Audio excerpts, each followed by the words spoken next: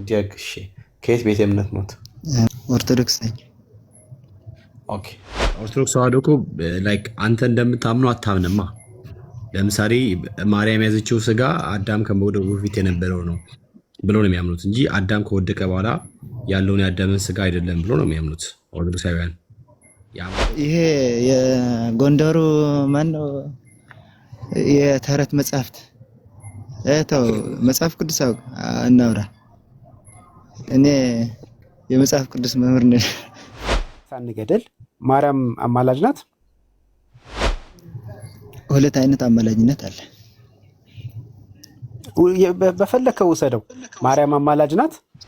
ማስታረቅ ከሆነ የሚያስታርቅ አንድ ነው። ማርያም ነች እሷ አላልኩም። ግልጽ እንዲሆንልኝ ነው። አንድ ነው ብለህ ዝም አትበል። ማስታረቅ ከሆነ የሚያሳርቅ አንድ ነው አልኩ። ማን ነው? እሺ ማን ነው ብዬ ልቀጥል? እሱ እንድጠይቅ ነው። ኢየሱስ ክርስቶስ ይባላል። ማርያምስ? ማርያም በምስጋና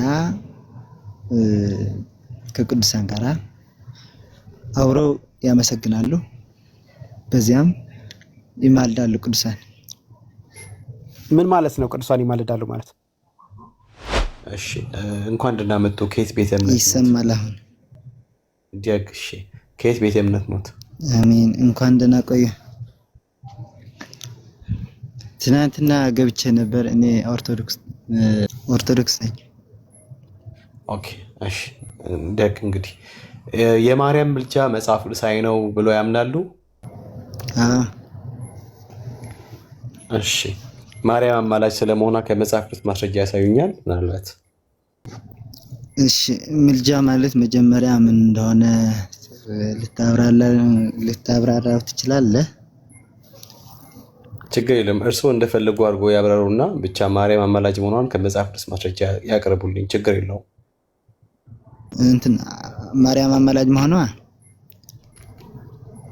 ለብቻ ብቻ አይደለም፣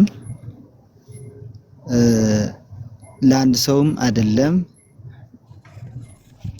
ለዓለም ለሚኖር ሁሉ አማላጅ ናት። እንዴት ብትለኝ ለዓለም ሁሉ። ኦኬ የቅዱሳን ህብረት አለ። አዎ ለቅዱሳን ህብረት አንድ የክርስቶስ ቤተሰብ ወይም ደግሞ የክርስቶስ አካል የሆነ ሰው አንዲች ህብረት አለች። ይቺ ደግሞ ቤተክርስቲያን ናት። ይቺ ቤተክርስቲያን ዘምድር ስረዊሃ ወሰማያ ጽቃ ትባላለች። ግን ድምጼ ይሰማል አይደለም? አዎ። ግን እርስዎ የሚያወሩት ነገር ከዚህ ጋር ምን አገናኘን? አሁን ስለ ቤተክርስቲያን አይደለም የጠየቁት። ቆይ አንዴ ስለ አካሉ አይደለም የጠየቁት። ቆይ እንጂ በማርያም ምልጃ አምናለሁ ብዬ ስሎት አዎ አምናለሁ አሉኝ። ውጪስ የሚያምኑ ከሆነ ከመጽሐፍ ቅዱስ ማስረጃ አምጡልኝ ብዬ አልኩት። እርስዎ ደግሞ ይሄው ማስረጃ ብሎ ከመጽሐፍ ቅዱስ ማስረጃ ነው ማምጣት ያለቡት። ግን ስለ ቤተክርስቲያን ምልጃ ማለት አንድ ነገር ልንገርህ። ምልጃ ማለት እኮ ጸሎት፣ ምስጋና እንደ አዳምጥ እንጂ ምልጃ ማለት እኮ ጸሎት፣ ምስጋና ወይም ደግሞ ልመና ማለት ነው አይደለም? ምልጃ ማለት ጸሎት ነው እንዴ? ምልጃ ማለት ጸሎት፣ ምልጃ ማለት ምስጋና ወይም ደግሞ ልመና ያማላ ነው። ሶስት ነገር ሁለቱም። እሺ አሁን እርስዎ የሚሉትን እስቲ እንትን መጽሐፍ ከፍቶ የምልጃውን ትርጓሜ አንድ ህብረት አለን። እየሰሙኝ ከሆነ ምልጃ ማለት ጸሎት ነው ምናምን ያሉትን ነገር እንድከፍቶ ቢያሳዩ የምልጃውን ትርጓሜ። እባክህ ዳንኤልን ጥራው።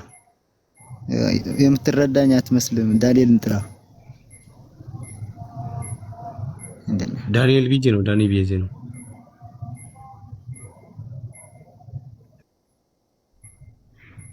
ዳንኤል ቢጄ ነው። ሀሰር ዳንኤል ቢጄ ነው።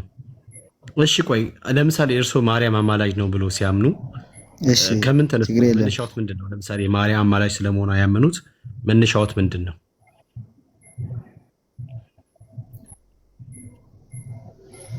እሺ ጽቡቅ አንድ ህብረት አለን አልኩ። አልጨረስኩም ነበርኩ። እዚህ አንድ ህብረት ወይም ደግሞ ቤተክርስቲያን ልክ አንድ ሰው በአንድ ሰው ትመሰላለች።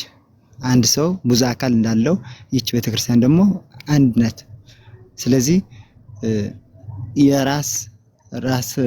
የራሱ ስራ አለው። አይን የአይን ስራ አለው። እጅ የእጅ ስራ አለው። የአይን ስራ የእጅ ስራ የሚባል የሚለያይ ነገር የለም።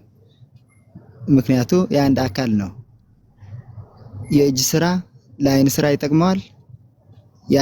የአይን ስራም ለእጅ ስራ ይጠቅመዋል። ስለዚህ ቅዱሳን ደግሞ እንደሚያመሰግኑ በራዕየ ዮሐንስ ተገልጠዋል ወይም ደግሞ ተጽፈዋል። ስለዚህ እርሶ ያሉት ማርያም አካል ናት ነው ወይስ አካል መሆኗ ነው? በእርሶ አነጋገር ማርያም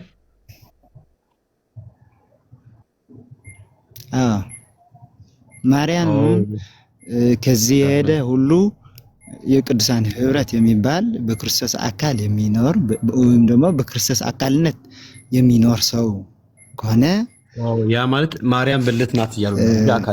አካል ነች እያሉኝ አይደለም። ስለዚህ ማርያም የአካሉ ብልት ናት እንጂ ካረፈ በኋላ ይሄ ሰው ምን በቃ እሱ ካረፈ በኋላ ከተቀመጠ በኋላ ከተነሳ በኋላ እንይተው አሰረ ካረፈ በኋላ ከተኛ በኋላ ከተነሳ በኋላ ይተውትና የማርያም ምልጃ መጽሐፍ ቅዱሳዊ ነው ብሎ ስለሚያምኑ በቀጥታ እርሶ ከመጽሐፍ ቅዱስ ማስረጃ ይሄው ለምሳሌ ማርያም እዚህ ጋር አማልዳለች፣ እዚህ ክፍል ላይ ማርያም ታማልዳለች ይላል የሚሉትን ነገር ከመጽሐፍ ቅዱስ ማስረጃ ያምጡልኝ። እኔ መቀመጡ መነሳቱ መውረዱ መተኛቱ እኔ ምን ያደርግልኛል? ብልቱ አይኑ ጆሮ እኔ ምን ያደርግልኛል? ጆሮና ብልት ሎጂክ የሚባል ነገር አታውቁም እንዴ?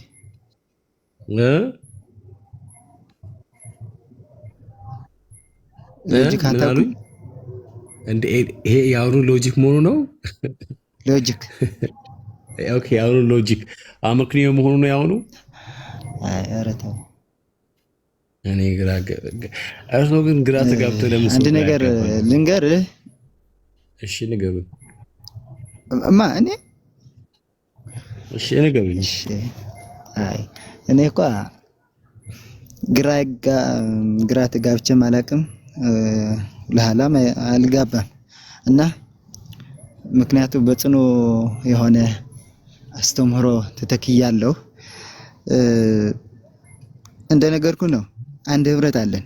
በዚህ አንድ ህብረት ቅዱሳን ያመሰግናሉ። ቅዱሳን ሲያመሰግኑ ደግሞ ለዓለም ምህረት ይለምናሉ። እሺ እኔ ሶልታ ይቆጣ አንድ ህብረት አለን ሲሉ ወደዚህ ህብረት የሚመጣው እንዴት ነው?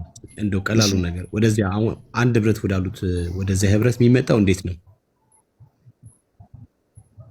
እንዴት ነው? በማመን። እሺ በማን አምኖ ነው ሰው ወደዚህ ህብረት መምጣት የሚችለው? በክርስቶስ ኢየሱስ። ኦኬ እሺ። ስለዚህ አንድ ኃጢአተኛ ሰው ወደዚህ ህብረት መምጣት ቢፈልግ በክርስቶስ ኢየሱስ አምኖ ወደዚህ ህብረት በእምነት በኩል ይቀላቀላል ማለት ነው።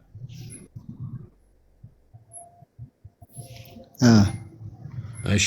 ስለዚህ ማርያምም አምና ነበረ ወደዚህ ህብረት የተቀላቀለችው?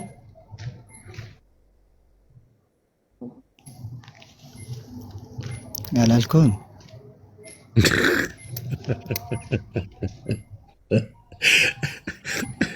እሺ ማርያም እዚህ ህብረት ውስጥ የለችም? አለች እንጂ። ስለዚህ ማርያም ወደዚህ ህብረት የመጣችው በክርስቶስ ኢየሱስ አምና ነው? አዎ አምና ነው። ስለዚህ ማርያምም እንደማንም ሰው ኃጢአት ነበረባት ማለት ነው። ስለዚህ በክርስቶስ ኢየሱስ የመስቀሉ ስራ ማርያም አምና ነው ወደዚህኛው ህብረት ወደ አካሉ የተጨመረችው አይደለም? የራሷ ኃጢአት አልነበራትም። ኦኬ፣ የትኛው ኃጢአት ነበር የነበረባት? የአዳም Oh, that's good. That's good. አይ አንተ ምንም አትልም። እሺ ስለዚህ የኢየሱስ ክርስቶስ የመስቀል ላይ ስራው ማርያምንም ይጨምራል ማለት ነው አይደል?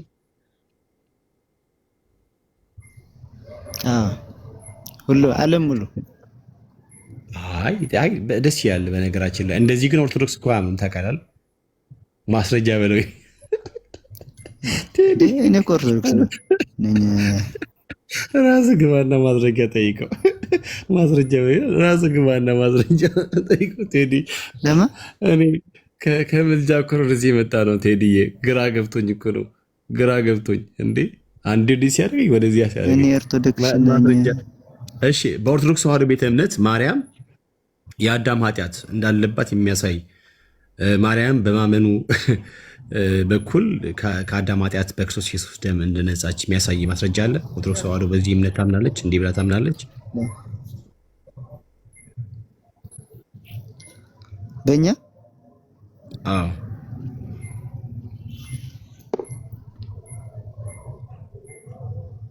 እንዳለባት መጽሐፍ ቅዱስ እኮ ይናገራል።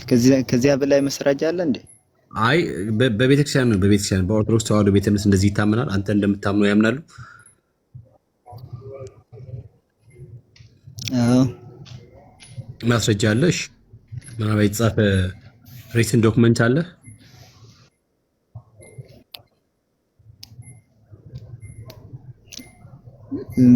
ምንን ኃጢአት እንደነበረባት የአዳም ኃጢአት የአዳም በደል የአዳም በደል እንዳለባት ከአዳም ድቀተ ባህሪ በክርስቶስ ኢየሱስ በሞቱ በኩል እንዳለች። ኦኬ የማርያም ስጋ የያዘችው የአዳምን ስጋ ማለት ከሞቱ ከመጽሐፍ ቅዱስ በላይ ማስረጃ የለም አልከው እኮ። መጽሐፍ ቅዱስ አለ እንዴ?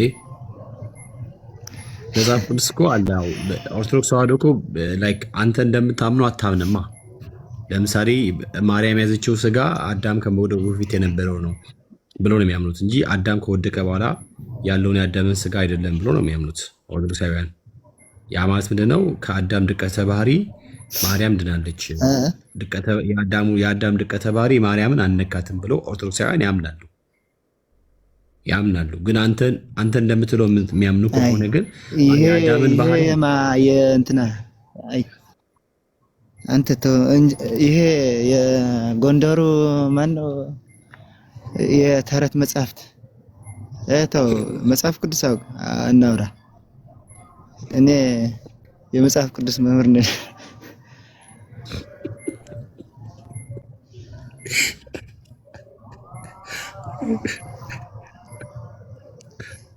ብሩክ ያለ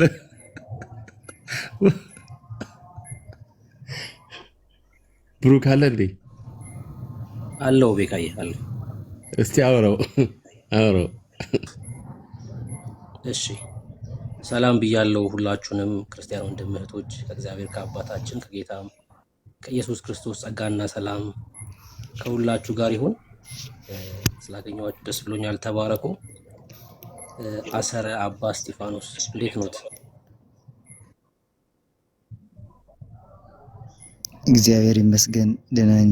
አንተስ እንዴት ነህ? ክብር ለኢየሱስ ይሁን፣ ደህና ነኝ። አለመመለስ ይቻላል ይህን ጥያቄ፣ ግን እንደው አንድ ነገር ለማወቅ ብቻ ነው ይህን ጥያቄ የምጠይቀው። ገድለ ተክለ ሃይማኖትን ይቀበላሉ? እሺ አልቀበልም። በቃ እሺ መልሰውልኛል። ያው ይሄን የጠየቅኩት የት አካባቢ እንደሆኑ ምን እንደሚያምኑ ለማወቅ ያክል ብቻ ነው። እሺ ጥሩ ነው። አሁን እዛ አካባቢ ያለውን ነገር በደንብ ስለምረዳ ስሜ እኮ ይነግርሃል።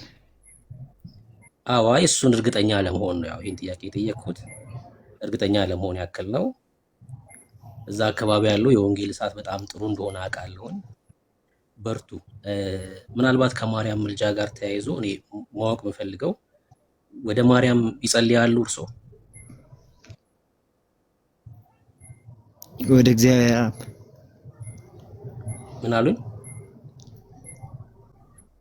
እሺ ቴዳይ ወደ እግዚአብሔር ወደ ማርያም አይጸልዩም እርሶ?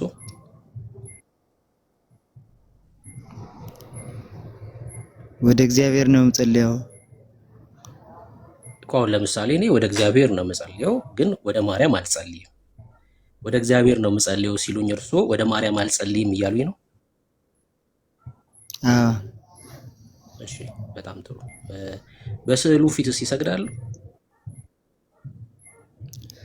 እንዴ እስጢፋኖስ ይሰግድ ነበረ? ስሜ አይተህ አትረዳም? እውነት ነው፣ አይሰግድም ነበር። አልሰግድም በማለቱም ነው ደግሞ ያ ሁላ መከራ የደረሰበት አዎ አዎ። ቆዳው እስኪገፈፍ ድረስ ማለት ነው። እና እስኪ የተወሰነ ነገር ይበሉኝ እስኪ ስለ ደቂቀ እስጢፋኖስ። ሰናይ ደቂቀ እስጢፋኖስ የወንጌል አርበኞች የክርስቶስ ሙሽራዎች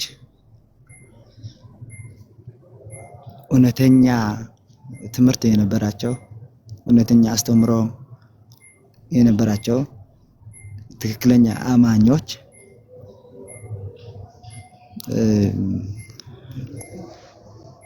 ለመግለጽ ቃላት ለደቂቀ እስጢፋኖስ መግለጽ ቃላት የለኝም። ማከብራቸው መወዳቸው አባቶቼ እናቶቼ ናቸው።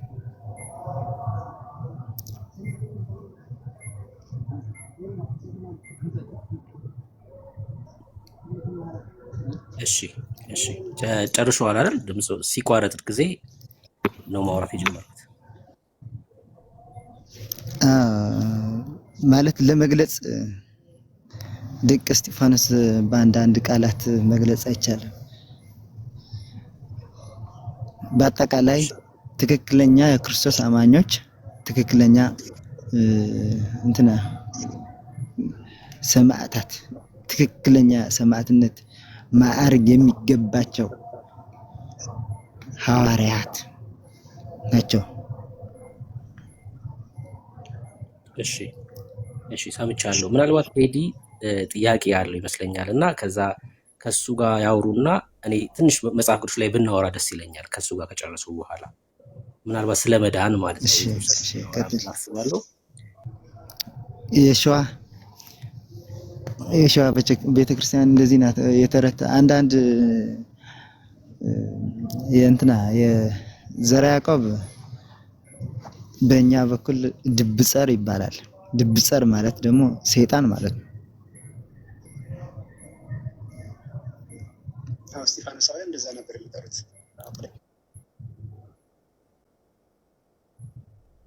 አልቀበልም። ሰይጣን እኮ ነው። ኦኬ፣ ሰይጣን ስለሆነ ነው። እሺ፣ ሁለተኛ ጥያቄ እስጢፋኖስ የወንጌል አርበኛ የሚል ነገር ስናገር ሰምቻለሁ። ነገር ግን ቤተክርስቲያን ይሰገድላቸው ብላ በአዋጅ የደነገገቻቸውን ሁለት ነገሮች ማለትም ስዕለ ቅድስት ድንግል ማርያም እና የጌታን መስቀል በፍጹም ይሰገድላቸው አይገባም በሚል ታላቅ ተጋድሎ ሲያደርግ ነበር። መቼ ደነገገች? ቤተክርስቲያን አንድ ያውዚ ቤተክርስቲያን መቼ ደነገገች እኮ ቤተክርስቲያን ናት። ሰምተኛል እስጢፋኖስ? ቤተክርስቲያን ናት። አዎ አለ ነገጀ እንትና ህግ ይሄ ድንጋጌ ቤተክርስቲያን የለም አለ። ማስረጃ ማቅረብ የቤተክርስቲያን አይደለም። የቤተክርስቲያን ነው። አንተ ልታቀርብልኝ ትችላለህ? በሚገባ እችላለሁ። እሺ፣ ታምረ ማርያምን አትቀበልም እንዴ አንተ?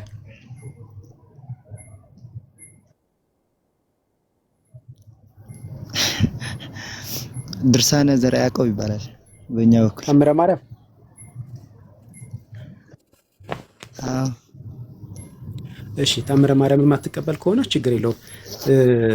ግብረ ሕማማትም ድርሳነ ዘርዓ ያዕቆብ ነው። ግብረ ሕማማትም ላይ ይሄው ትእዛዝ በግልጽ ተቀምጦ ይገኛል። እርሱም በቃ የኢትዮጵያን ደራሲያን ከዘርዓ ያዕቆብ በኋላ ያለ ድርሰታት ይሄ አልቀበለውም። ግብረ ሕማማትን የውሸት ናቸው። ግብረ ሕማማትን አትቀበልም? ግብረ ሕማማት ሳይሆን ሰላም ሕማማት ነው የሚባለው። እሺ ሰላም ሕማማት ችግር የለውም ስሙ ያጣላል እስጢፋኖስ። እሺ ችግር የለውም ስሙ ያጣላልም ቤተክርስቲያን ግብረ ሕማማት ስለምትለው ነው። እሺ ሰላም ሕማማት ላይ ለስዕሏ መስገድ እንደሚገባ ለስዕሏ ያልሰገደ ሰው ውግዘት እንደሚያድርበት ወይም እንደሚያርፍበት በግልጽ ተቀምጧል። ይሄ como እንትና ሰላም ሕማማትም እንደዛ አይደለም። ምን ይባላል ይሄ መልክዓ ስዕል ነው አይደለ? መልክዓ ስዕል ነው እንደዚህ የሚባለው። ግን መልክዓ ስዕል አይደለም። ይሄ ከቤተ ክርስቲያን ጋራ ምንም የሚያገናኝ ነገር አይደለም፣ የለውም። መልክዓ ስዕል ለስዕል የሰገደ መልክዓ ስዕል አልጠቀስኩም ነገር መልክዓ ስዕል አልጠቀስኩም። አንተ ሰላም ሕማማት ነው ብለህ ስሙን ያረምከው። ቤተክርስቲያኒቱ ግን ግብረ ሕማማት ብላ የምትጠራው አሁን ያው ጾመ ሁዳዴ ገብቷል። የሁዳዴ የመጨረሻው ሳምንት ላይ ሳምንቱ ሙሉ የሚያገለግለው ትልቁ ወይም ግዙፉን መጽሐፍ ነው የጠቀስኩትኝ እንጂ መልክዓ ስዕልን አልጠቀስኩም። እሺ እሺ እሺ ይሁን ግብረ ሕማማት ማለት ነው። እሺ ሰናይ እዚያ ምንድነው ያለው? ታምረ ማርያም ላይ ያለው አረፍተ ነገር ቃል በቃል አለ። ፍጹም የለም። ማቅረብ እችላለሁ ማስረጃ። የታምር ነው የግብረ ሕማማቱ ታምሩንማ አልቀበለውም ድርሳነ ዘርዓ ያዕቆብ ነው አልከኝ። አዎ ለምን አትቀበልም አይባልም። እንደዛ ማለት ትክክል ስላይደለ እሺ ብዬ ሌላ ማስረጃ ነው የጠቀስኩት። ግብረ ሕማማት ላይ ይሄው ትእዛዝ አለ።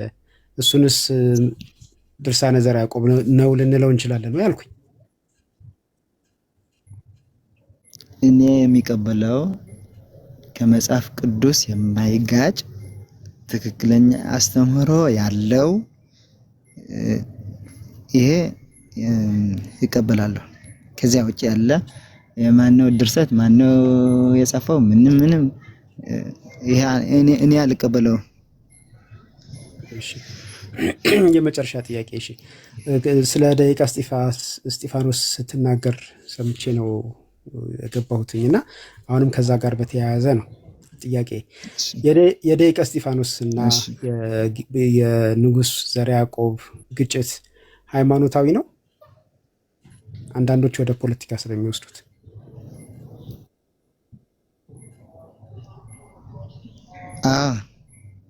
ምንድን ነው ማስረጃ?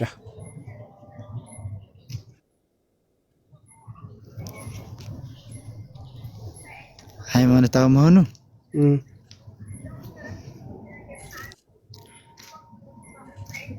በሃይማኖት በክብራቸው በምንም ፖለቲካ በእንትና በኩናት ምናምን እኮ አይደለም ደቂቀ እስጢፋኖስ የሞቱት ለእውነተኛ የእግዚአብሔር ክብር ለእውነተኛ ለእግዚአብሔር ምስክር ለእውነተኛ የእግዚአብሔር ቃል ነው የሞቱት እና ደቂቀ እስጢፋኖስ እኔ እንደማምነው ግን የንጉሱና የእስጢፋኖስ ጸብ ስገድልኝ አልሰግድልህም ነው። ሃይማኖታዊ መልክ የለውም። እና መስገድ ለማንድን ነው የሚገባው?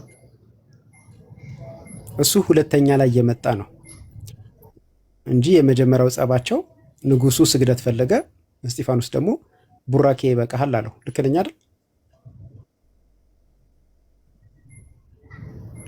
ምንን ንጉሱ ስገድ እንደውም ጥቅስ ጠቅሶ ነው ያዕቆብ ለኤሳው ሰግዶ የለምን? አብርሃም ለኬጢ ልጆች ሰግዶ የለምን? አንተስ ለምንድን ነው የማትሰግደው ብሎ ሲለው እስጢፋኖስ ደግሞ ቡራኬ ይበቃሃል ብሎ አለው። ያርለ ጸባቸው አዎ ንጉሱ ስገድልኝ አለ። እስጢፋኖስ ደግሞ ስግደት ለአንዱ እግዚአብሔር አለ። እሱን ያለው በኋላ የመስቀሉና የስዕሉ ሲመጣ ነው። መጀመሪያ ቡራኬ ይበቃሃል ነበር ያለው። ልክ ነኝ? ከተሳሳትኩ ልታረም ነው። አላሉም። አዎ እሺ ስለዚህ ጸባቸው ለንጉሱ መስገድና ለመስገድ አይደለም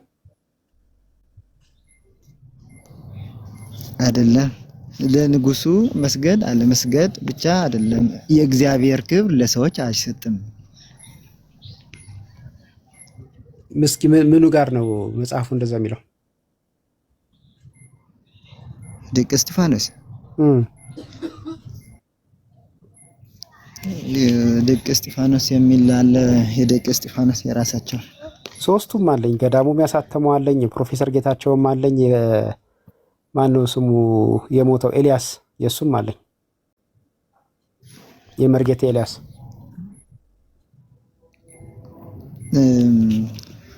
አሪፍ። የገዳሙ ምን የሚል አለ? ደቂቀ እስጢፋኖስ የሚል ማነው? ገድለ አቡነ እስጢፋኖስ የሚል ቦሳ አይደለም፣ ደቂቀ እስጢፋኖስ የሚል ነው የገዳሙ። አዎ የደቂቁ አለው እንዴ? በከፊል እኮ ነው የአባ እስጢፋኖስም ራሱ እኮ። ታዲያ የአባ እስጢፋኖስ ብቻ ነው ያለው እኮ። የአባ እስጢፋኖስ ብቻ ስለሆነ የደቂቃ ነው የለም፣ የተከታዮቹ ስለሌለ ገድለ አቡነ እስጢፋኖስ ነው ማሳየት እችላለሁ ከሼልፍ አውጥቼ። ደቂቀ እስጢፋኖስ የሚለው የኤልያስ ነው። ደቂቀ እስጢፋኖስ በደብረ ብርሃን ሸንጎ ይላል እሱ። ከእኔ ጋር አለ እኮ የደቀ እስጢፋኖስ ከብራና ያመጣሁት እኔ ጋር አለ። እኔ ብራና አይደለም ያለኝ፣ የታተመው ነው ገዳሙ ያሳተመው በገዛ አማርኛ። ገዳሙ ያሳተመው ሙሉ ለሙሉ አይደለም። አዎ የአቡነ እስጢፋኖስ ብቻ ነው። እንትና ነው የአባ እስጢፋኖስ ሙሉ ለሙሉ አልወጣም። ጥያቄን ተረሳሳ። ልክ ነው ብያለሁ እኮ የአቡነ እስጢፋኖስ ብቻ ነው የሌሎቹ የለም ብያለሁ። ጥያቄ ግን ተረሳ። ምን ላይ ልመልከት? በሃይማኖት ምክንያት እንደሆነ የአባ እስጢፋኖስ አምልኮ ማለት ነው። ስግደት ማለት መገዛት ወይም ደግሞ አምልኮ ማለት ነው አይደለ? መገዛት ወይም ደግሞ አምልኮ ለእግዚአብሔር ብቻ ነው የሚገባው። እሱን እስማማለሁ እኮ። እሱን አይደለም የኔ ጥያቄ። የኔ ጥያቄ የሁለቱ የንጉሱና የእስጢፋኖስ ግጭት ሃይማኖታዊ መሆኑን ምን ላይ ላንብብ እንዴ? ሌላ ሃይማኖት አለ እንዴ? ከዚህ በላይ እንትና ሌላ እንትና አለ? እሺ አይ በቃ ጥያቄን ግልጽ ማድረግ አልቻልኩም ማለት ነው። የኔ ችግር ሊሆን ይችላል። እግዚአብሔር ይስጥልኝ። ብሩክ ያመሰግናለሁ። ቀጥሉ እናንተ። እሺ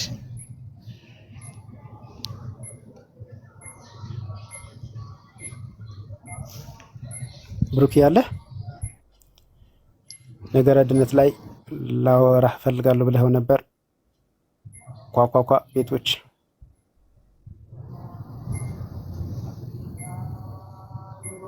እሺ ብሩኬ እየሰማህን ከሆነ ስትመጣ ምልክት ስጠኝ። እስከዛ ድረስ እንግዲያውስ እኔ ሀሳቤን ልቀጥል። ምንድን ነው የጻፍከው? ስልክ እሺ ኦኬ። ስትጨርስ ልክ እንደዚህ በቴክስት አሳውቀኝ፣ ኮሜንት ስለማይ ማለት ነው። እስከዛ ድረስ እኛ እንቀጥል። እስጢፋኖስ ርዕሱን ተከትለን እንሂድ። የማርያም ምልጃ ይላል። የማርያም ምልጃን ትቀበላለህ ወይስ እሱም የዘርዓ ያዕቆብ ድርሳን ነው? እንዴት ምልጃ ማለት መጀመሪያ ምንድን ነው? ምልጃ ማለት ማስታረቅ።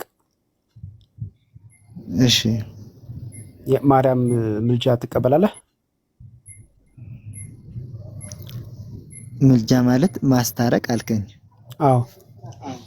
ምልጃ ማለት ግን መለመን ወይም ደግሞ ማስታረቅ፣ ማመስገን የመሰሉ ነገራትን ይይዛል። አሁን እየተነጋገርን ያለ ነው ምልጃ የሚለውን ኮንሰፕት ይዘን ከሆነ እየተነጋገርን ያለ ነው ምልጃ በሁለት አካላት በተጣሉ ወይም ደግሞ በመካከላቸው አለመግባባት ባለ በሁለት አካላት መካከል የሚገባ ሶስተኛ አካል ነው። ለምሳሌ እኔና አንተ ብንጣላ ብሩክ በመካከላችን ቢገባ የምልጃ ስራ ተሰራ እንላለን። ስለዚህ እዚህ ውስጥ ምስጋና ሊኖር አይችልም። ምክንያቱም ጸብ ነው ያለውና በጸብ መካከል የሚያስታርቅ አካል የሚመጣው ምንድነው? የሚያማልድ አካል የሚመጣው ሊያስታርቀን ስለሆነ በዚህ ኮንሰፕት መሰረት ነው ማስታረቅ ያልኩትኝ። ሲጀመር ምልጃን ምስጋና የሚል ማስረጃ አትሰጠኝም፣ ከየትም አታመጣም። ምክንያቱም እንደዛ ተብሎ የተፈታበት ምንም አይነት እርግጠኛ ነኝ። ምንም ዶክሜንት አታሳየኝም። ልመናችሁ ከመመስገን ጋራ ይሄ ምልጃ አብሮ የሚሄድ ነው። እሺ እንደሱ ነው። ኦኬ እንግዲያውስ እንደዚህ ብለኸኛል ቀደም። እንግዲህ እንደሱ የቃላት ጨዋታ እንጫወት ካለን ልመናችሁ ከማመስገን ጋራ ምንድን ነች? አብራ ጋራ ምን ማለት ነው? በአንድ ላይ ማለት ነው። በአንድ ላይ ማለት ነው ጋራ። እሺ ይሁን። ስለዚህ ሁለቱ የተለያዩ ነገሮች ናቸው ማለት ነው አይደል? ሁለት የተለያዩ ነገሮች አንድ ላይ አደረክ እንጂ አንድ አይደለም አይደል? ጋራ ተራራን ይላሉ ከታች።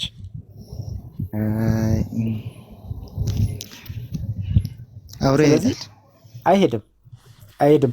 ሲቀጥል የጠየኩህ የቃላት ብያኔ ነው። መጽሐፍ ቅዱስ የቃላት ብያኔ የሚሰጥ መጽሐፍ አይደለም። የቃላት ብያኔ ወይም ደግሞ ትርጉም የምናገኘው እንግዲህ ለአንተ አልነግርህም ከመዛግብተ ቃላት መሆኑ ግልጽ ነው። አሁን በዚህ ጊዜ ሳንገደል ማርያም አማላጅ ናት?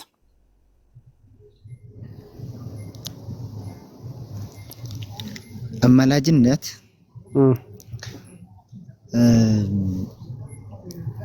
ሁለት አይነት አማላጅነት አለ። በፈለከው ውሰደው። ማርያም አማላጅ ናት? መጀመሪያ እሱን መልሰህልኝና ታስረዳኛለህ። ማስታረቅ ከሆነ የሚያስታርቅ አንድ ነው። ማርያም ነች እሷ? አላልኩም። ግልጽ እንዲሆንልኝ ነው። አንድ ነው ብለህ ዝም አልክ።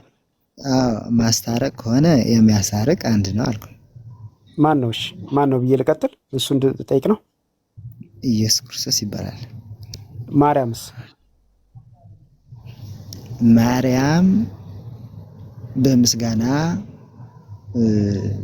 ከቅዱሳን ጋር አብረው ያመሰግናሉ፣ በዚያም ይማልዳሉ ቅዱሳን። ምን ማለት ነው ቅዱሳን ይማልዳሉ ማለት?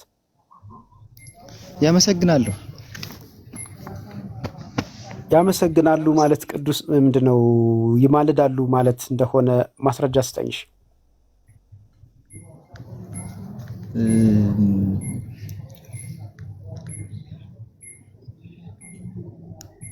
እኛስ ስናመሰግን ወይም ደግሞ ስንጸልይ ማመስገን እንዳለብን ተጽፏል። ማስረጃ ስጠኝ። ማብራሪያውን ተወውና ማስረጃ ስጠኝ። ምን ልመልከት? ነፃነት እስኪ ጠይቅልኝ።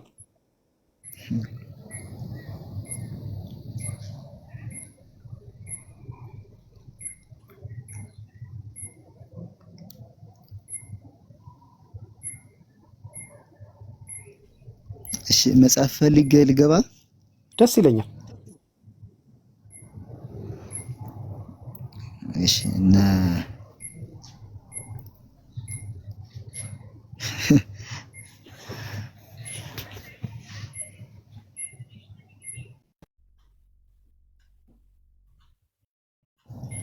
እዚህ ሆነህ መፈለግ ትችላለህ።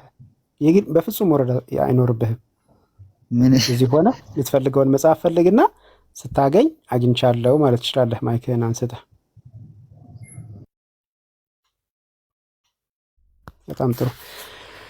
እስከዛ ድረስ እህቶች ወንድሞች ሰላም ብያለሁ። ዳኒሻ ቤትህን ተቆጣጠርኩት አርፍጄ መጥቼ።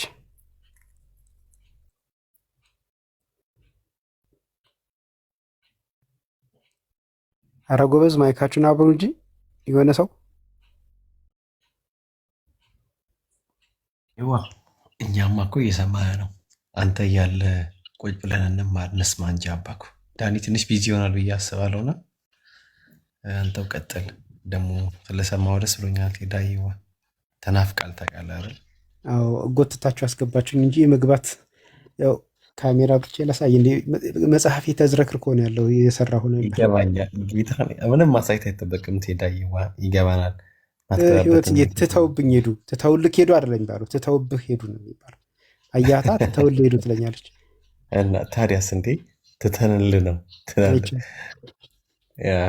አብራቸው እስኪ እሳቸውን በተለይ በዚህ በነገር ድነት ጉዳይ በነገር ላይ የደቂያ እስጢፋኖስን ታሪክ ምናምን ሲያነሱ ደስ ነው ያለኝ።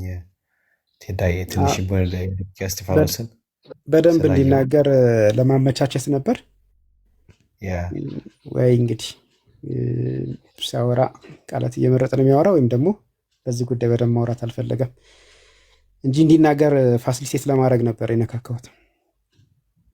እሱ ላይ ግን ብታወሩ ደስ ይለኛል። ሜይ ቢ የአማርኛ እጥረት ይሁን ቋንቋ ምናምን ነገር ይመስለኛል ትንቢ ስጠረጠረው ማለት ነው። እና ሜይ ቢ እሳቸው በሚያውቁት ቋንቋ ቢሆን ሞር ደግሞ ሜይ ቢ እሳቸው የሚያውቁትን ቋንቋ የሚያውቅ ሰውም እዚህ ገስ ላይ ካሉ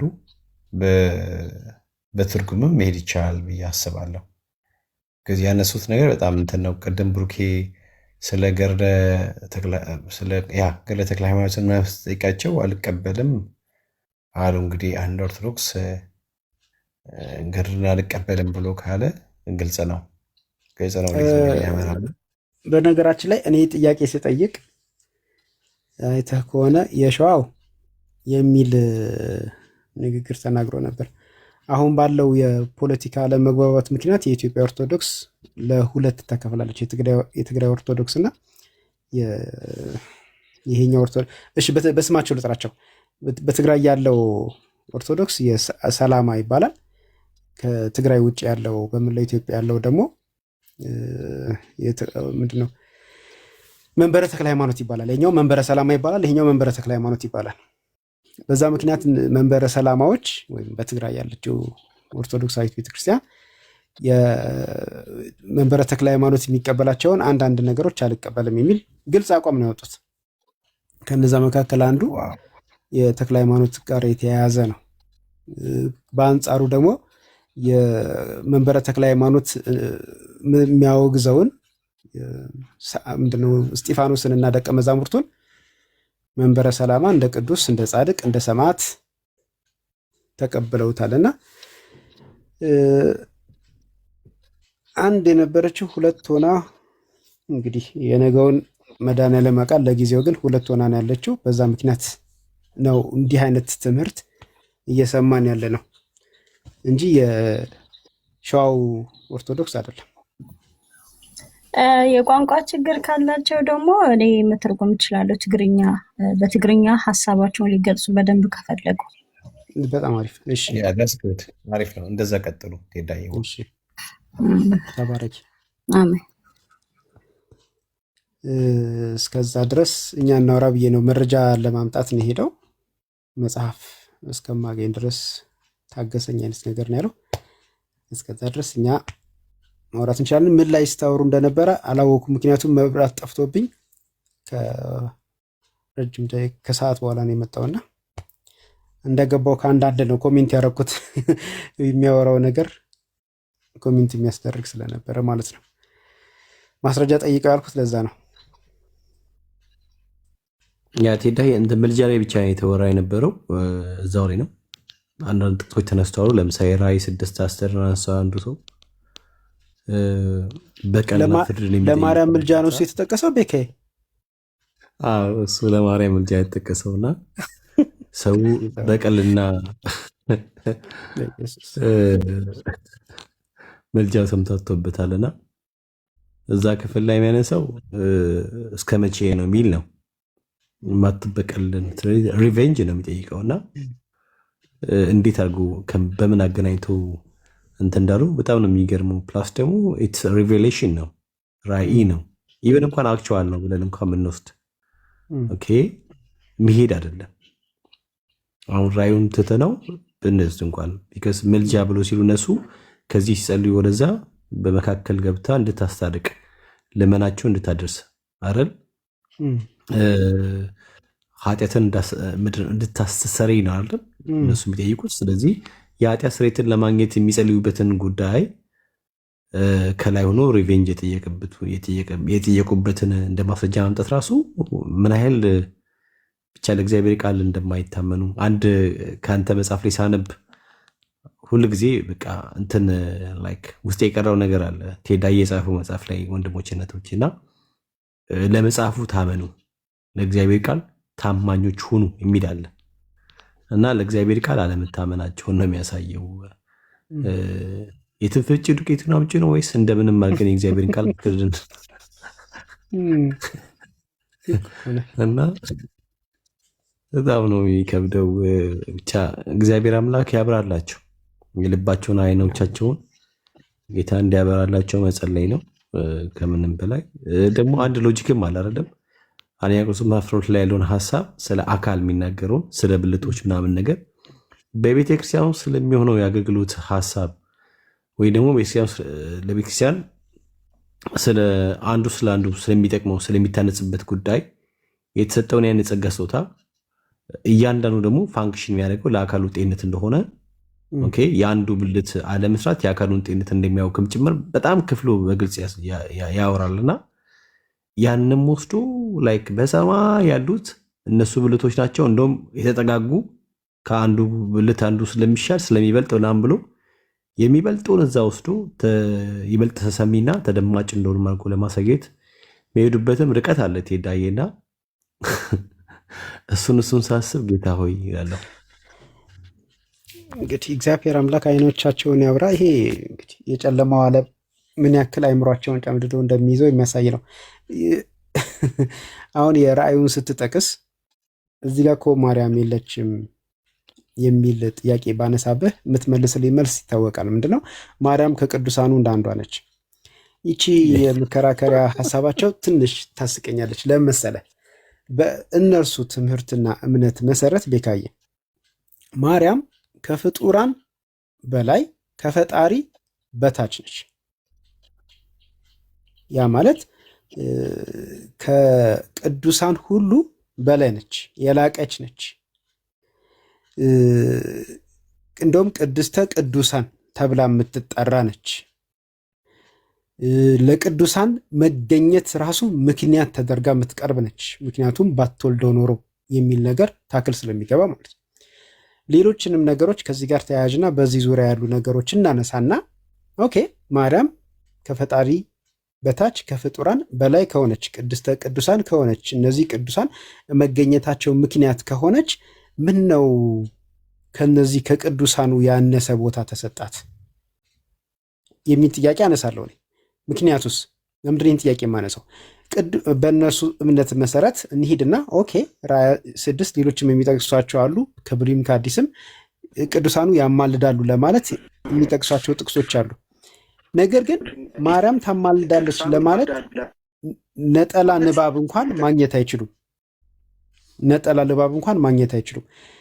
ሌሎቹ ያማልዳሉ ለማለት ምንባብ አምጥተው መላእክት ያማልዳሉ ማስረጃ፣ ዘካርያስ፣ ቅዱሳን ሰዎች ያማልዳሉ ማስረጃ፣ ቅድም የጠቀስከውን እንጥቀስና ራእይ ዮሐንስ እንደዚህ እያሉ ማስረጃ ማቅረብ እየተፍጨረጨሩ እየሞከሩ ከቅዱሳን በላይ ከፍጡራን በላይ ተብላ የምትጠራው ማርያም ግን ነጠላ ጥቅስ የላትም።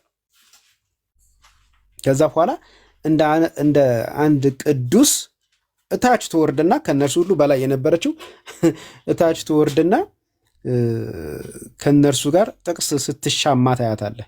ሊያውም ለሷ በማይስማማ ጥቅስ ስትሻማ ታያታለህና ትምህርታቸው ምን ያክል ድኩማን እንደሆነ ምን ያክል ምንድነው ለፈስፋሳ እንደሆነና በግድ እመነኝ በቃ ነግሬሃለሁ እመነኝ አይነት እንደሆነ ይሄ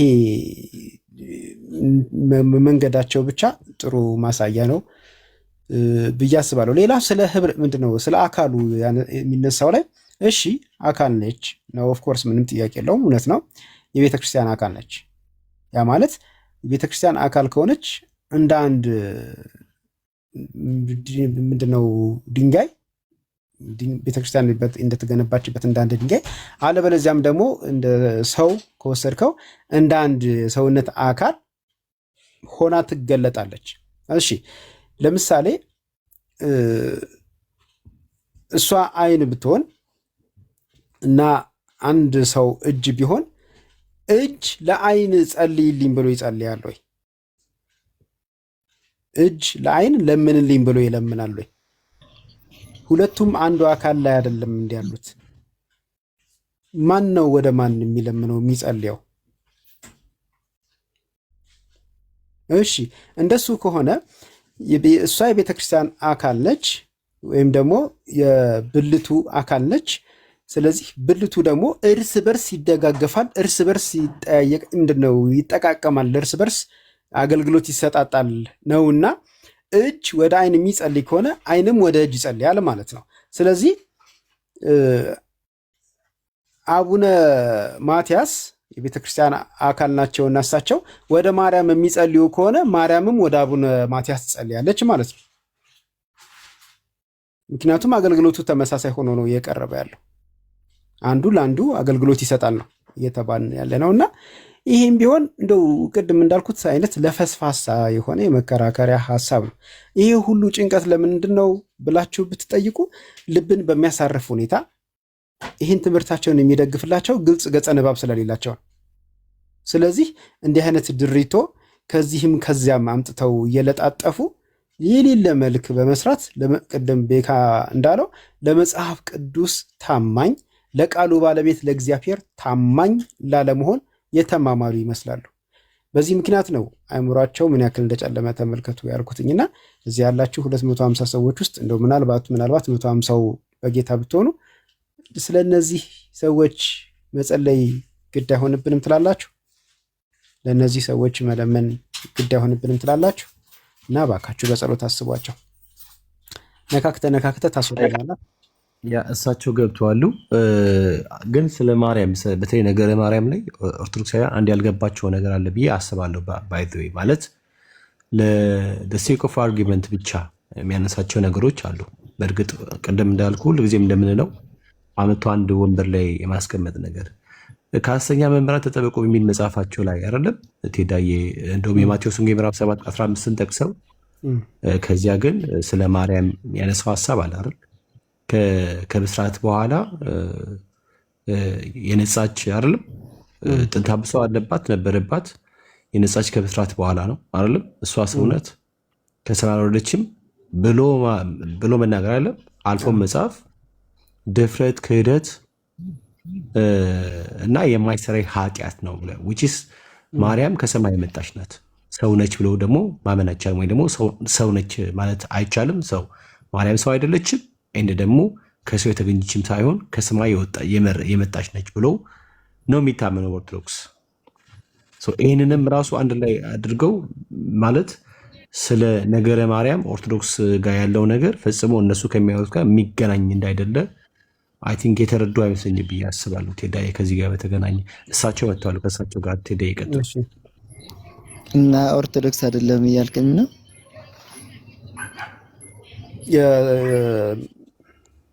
የመንበረ ሰላም ሆነ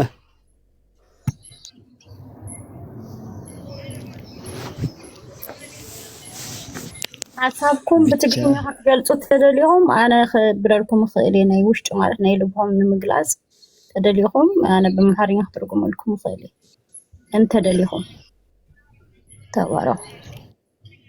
ጠንቆርጠብና ወፅአ ዳሓን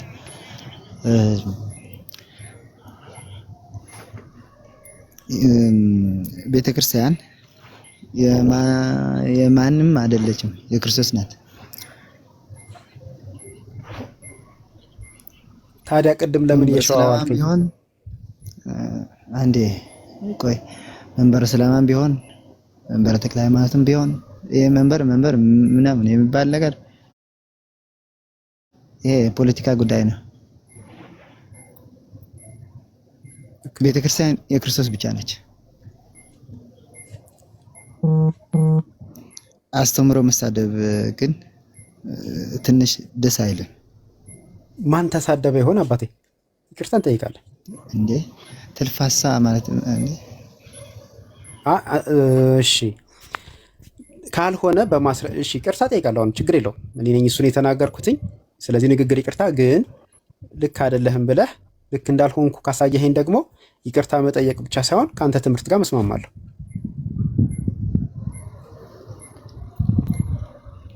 እና ለጊዜው አላገኘሁም። ሌላ ቀን የቤት ስራ ይሁን። እሺ ተቀብያለሁ። ስለዚህ ወደ ርዕሱ ተመልሰን እኔ ርዕሱን በተመለከተ ነው ይሄ ትምህርት ለፈስፋሳ ነው ያልኩትኝ። አንተ ይሄንን እንደ ስድብ ወስደህብኛል። እሱንም ይቅርታ ጠይቄያለሁ። ግን ደግሞ ይቅርታ ከመጠየቅም በዘለለ ደግሜ እንደዚህ እንዳልል ከትምህርቱም ጋር እንድስማማ በማስረጃ ልታሳየኝ ትችላለህ? የማርያም ምልጃ መጽሐፍ ቅዱሳዊ መሆኑን መጽሐፍ ቅዱሳዊ አይደለም ብዬ ስላመንኩ ነው እንደዛ የተናገርኩት።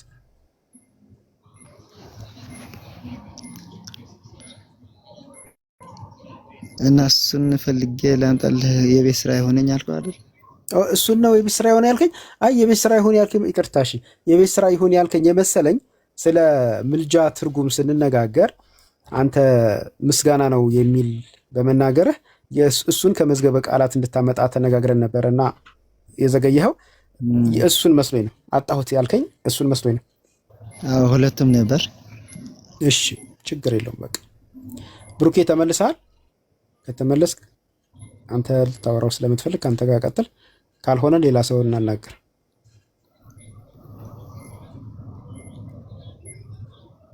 ብሩኬ ስቲል ስልክ ላይ ነው ማለት ነው። እሺ ብሩኬ ሊያወራህ ስለሚፈልግ እስጢፋኖስ ትንሽ ታገስ፣ ከሌላ ሰው ጋር ላወራ እስከዛ። እሺ እግዚአብሔር ያክብርልኝ።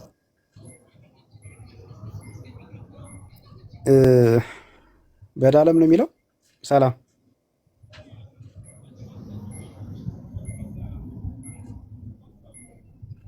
አይሰማም?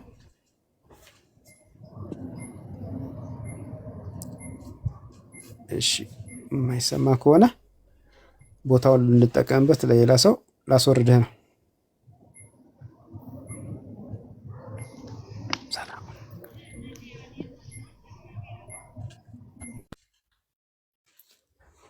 እሺ አንድ ቁጥር የጻፍከው ወንድም ኢንቫይት አድርጌሃለሁ።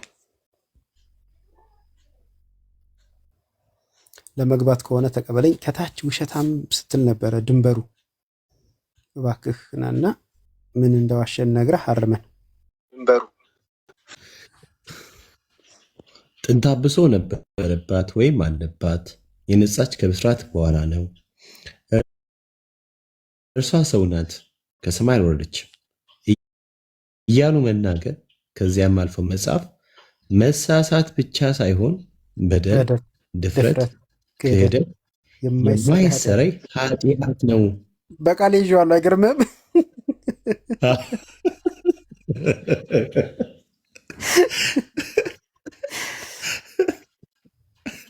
ከአንተ እኩል አልኩት እኮ። ማን ነው ይሄ? ምን አልክ እስጢፋኖስ? ማን ነው ይሄ ያለው? መንበረ ተክለ ሃይማኖት። እነሱም ይሆናሉ።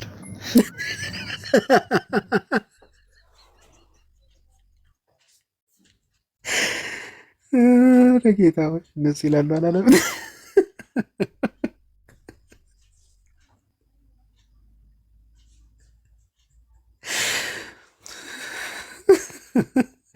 ለምንድን ነው እነሱ የሚሉት?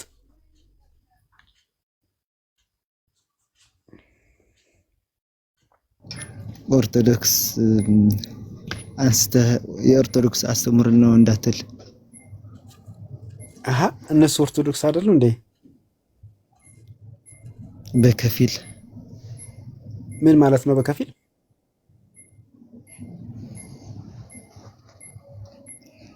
ከፊል በአማርኛ ምንድነው ነበረ?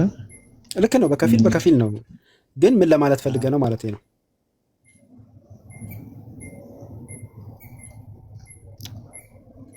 ኦርቶዶክስ እንደዛ አይደለም። እንዴት ነው ታዲያ? የግብጽ ኦርቶዶክስ አይተሃል? አቡነ ሽኖዳ የጻፋቸውን ጥቂት መጽሐፍ ለማንበብ ሞክሬያለሁ። እና እዚህ ጋር አግኝተኸው ታውቃለህ? ያ ሁሉንም መጽሐፍ ስላላነበብኩኝ ደፍሬ ማስተያየት መስጠት ቢከብደኝም ግን ባነበብኩት ልክ አላገኘሁትም። እና እንዳለባት ይናገራሉ። ታድሮስ ማለቴም ጽፈዋል። እዚህ ላይ እኮ ግን እስጢፋኖስ አሁን ወንድማችን ቤካ ያነበበልን መጽሐፍ ላይ የውርስ ኃጢአት የለባትም ብቻ አይደለም የሚለው የውርስ ኃጢአት አለባት ብሎ ማመን፣ እንደገና ደግሞ ሰው ናት ብሎ ማመን፣ እንደገና ደግሞ ከአርያም አልመጣችም ብሎ ማመን የሚያስወግዝ ደግሞ ይሄ አዎ ሰምቻለሁ። ደግሞ ይሄ መነሻው እኛ አይደለም የካቶሊኮች ነው። ከካቶሊክ በፊት የኢትዮጵያ ኦርቶዶክስ እንዲህ ታምን ነበር ብሎ ዘበነ ሲያስተምር ሰምቻለሁ። ዘበነ መምህር ነው እንዴ? የተረታባት መምህር ብላ እኮ ቤተክርስቲያኒቱ ሾመዋለች። ያውም ደግሞ መምህር አይደለም ያለችው ሊቀ ማእምራን ያለችው። ኧረ ተው ይሄ እንትና ምንድነው ፌክ የሚባል ነገር አለ ታውቃለህ? መምህር የሚባል እንደ አቡነ ገብርኤል ቤተክርስቲያን ራሷ እኮ ነች የሾመችው። አቡነ ገብርኤልማ ጳጳስ ናቸው፣ ያውም ሊቀ ጳጳስ። አስተምሮ እንደዚህ ነው። የአቡነ ገብርኤል የአቡነ ባርናባስ እና ሌሎች አሉ። ይሄ ትክክለኛ የቤተክርስቲያን የኦርቶዶክስ ቤተክርስቲያን ይወክላል። ታዲያ የእናንዳንድ የነዘቤ ተረት ኦርቶዶክስ አይወክልም።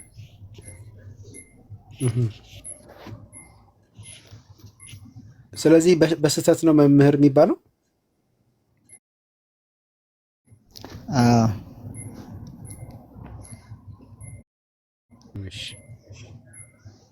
እሺ ማለት ነው የሚሻለን ብዬ ነው አይደለ? አዎ ይሻላል። እና ከነ አቡነ ገብርኤል አንድ ከሆነ ትክክል አይደሉም ማለት ይቻላል አይደለ?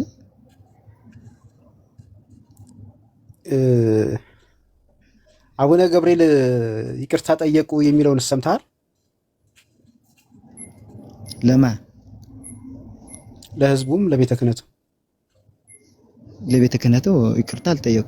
ለህዝቡ እንዳልተረዳው ተረድተው ይቅርታ ጠየቁ እንጂ የተለቀቀውን ቪዲዮ አይደለም ያልኩትኝ።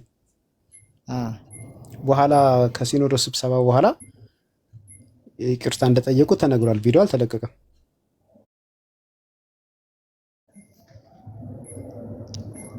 አላየሁም፣ አልሰማም። እሺ ሰምተህ ቢሆን ኖሮ አስተያየት ልጠይቅህ ነበረ። እሺ ስላልሰማህ እሱን አልፈሃለሁ።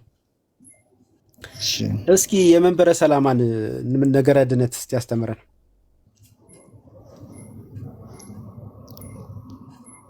የክርስቶስ ነው እኮ መንበረ ሰላማ መንበረ ተክለ ሃይማኖት። ይሄ የሚለያየው ፖለቲካ ነው። ቤተክርስቲያን የክርስቶስ ናት አልኩ ቅድም ብዬ እና በፖለቲካም ይሁን በሃይማኖታዊ ትምህርትም ይሁን በሰው አስተዳደር ብልሹነትም ይሁን በምንም ምክንያት ይሁን ለጊዜው ሁለት ቤተክርስቲያን አለ። ነገ ከነገ ወዲያ ወደ አንድነት ይመጣል ብዬ ተስፋ አደርጋለሁ። ግን ለጊዜው ሁለት አለ። ያስተምህሮ ልዩነት እንዳለ የሚጠቁሙ ነገሮች ካንተ ንግግር ስለሰማው ነው። ለምሳሌ ቅድም ወንድሜ ቤካ ሲጠይቅህ ማርያም እሷ ራሷ የሰራቸው ኃጢአት የለም እንጂ የውርስ ኃጢአት አለባት ብለህ እንደምታምን ስትነግረው ነው ማስረጃ ጠይቅልኝ ብዬ ኮሜንት ላይ የጻፍኩትኝ። ይሄ መንበረ ሰላማ አይደለም ሲጀመር። ይሄ የማን ነው ታዲያ እንዴ? እሺ ብሩክ፣ እሺ እቺን ብቻ የመጨረሻ ጥያቄ ላድርግና ከዛ እናንተ ትቀጥላላችሁ። የማን ነው ማርያም የውርስ ኃጢአት አለባት የሚለው ትምህርት የማን? ምን ማስረጃ ማግኘት እችላለሁ? የመጽሐፍ ቅዱስ። ምን ላይ ላንብብ? የመጽሐፍ ቅዱስ ዓለም ሁሉ ለመዳን ሲል አንድያ ልጁ ላከው። እውነት ነው፣ እስማማለሁ። ማርያም የውርስ ኃጢአት እንዳለባት ግን እሷ አያሳይም እንዴ? ዓለም ሙሉ የሚድን ሰው አልነበረም። ዓለም ሁሉ የሚለውን ቃል ይዘህ ነው? አዎ እሱማ አያስኬድም።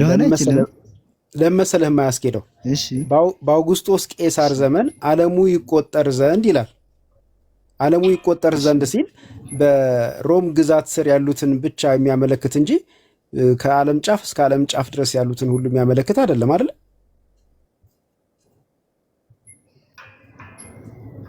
ይሄ የቆጠራ እኮ አይደለም ነው ምሳሌ ማምጣቴ ነው። ይሄ የቆጠራ አንተ ያነሳው የቆጠራ አይደለም። ልክ ነው፣ ተስማምቻለሁ። ግን መጽሐፍ ቅዱስ ዓለም ብሎ ሲጠቅስ ብዙሃኑን ለመጥቀስ ነው እንጂ ሁሉን ለማለት አይደለም ማለቴ ነው።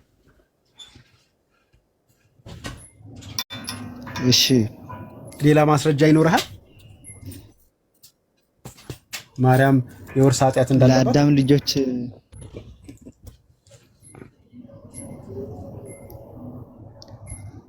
የተሰቀለው ለዓለም ለመዳን ስለሆነ ዓለም ወይም ደግሞ ለሁሉም የሰው ልጆች ለመዳን ክርስቶስ ስለተሰቀለ ማርያምም እንደ ሁሉም ሰው ስለሆነች። እሺ አላጠገበኝም። በቃ እሺ ከዚህ በላይ አላድክምህ። በቃ ከብሩኬ ጋር ቀጥሉ። ብሩኬ ማይክ ፍሪ።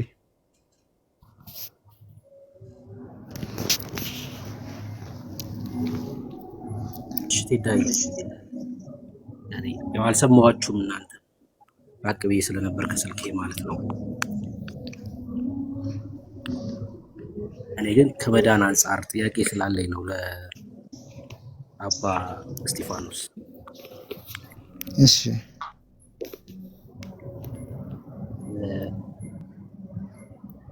በክርስቶስ ኢየሱስ የዘላለም ሕይወት አግኝቻለሁ ብሎ ያምናሉ? በክርስቶስ ኢየሱስ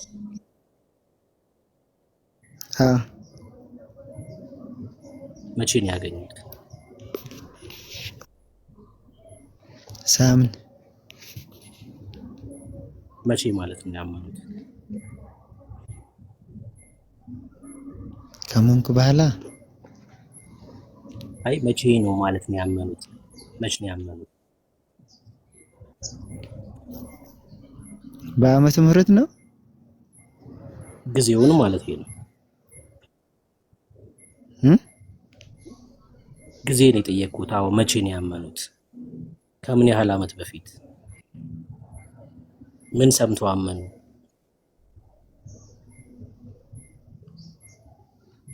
ኢየሱስ ክርስቶስ ወልደ እግዚአብሔር ያው መሆኑ። እሺ ይሄን መቼ ነው የሰሙት? ኢየሱስ የእግዚአብሔር ልጅ መሆኑን መቼ ነው የሰሙት? መጀመሪያው ከወላጆቼ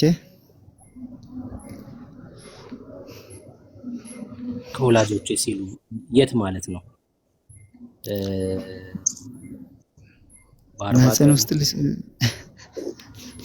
40 ቀን፣ 2 ዓመት፣ በ10 ዓመት መቼ ማለት ነው? በ40 ቀን ነው። በ40 ቀን የሰሙት። ወላጆቹት ኢየሱስ ክርስቶስ የእግዚአብሔር ልጅ መሆኑን በ40 ቀን ለእርሶ መሰከሩ? ወላጆቼ መስክረው አጥምቀው እኔ የእግዚአብሔር ልጅ እንደሆንኩ ከዚያ በኋላ ተጠመቅኩ። ያ ማለት ቤተሰቦቹ ኢየሱስ እርሱ የእግዚአብሔር ልጅ ነው ብለው ሲሰብኩት እርሶ ደግሞ አሜን ብለው ተቀበሉ ማለት ነው።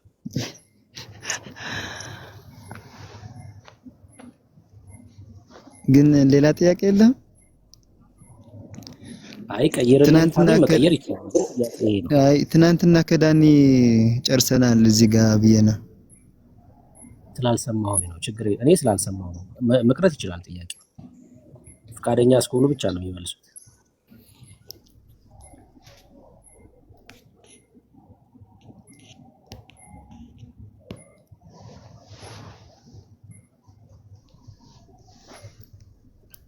ማለት የምትጠይቀውም በቀጥታ